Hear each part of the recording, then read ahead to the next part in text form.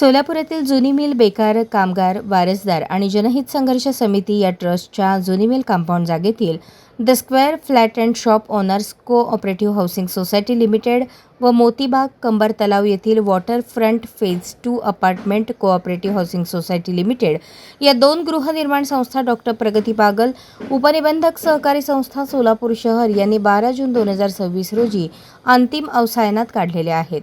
सदर संस्था या जुनी मिल जागेच्या बोगस पद्धतीने बनवून मंत्री रिअल्टी लिमिटेड यांनी सोलापुरातील बहुचर्चित पहिला मॉल या ठिकाणी बांधला होता। सदर संस्थांनी अंतरिम अवसायनात काढल्यानंतर समाधानकारक खुलासा सादर केला नाही।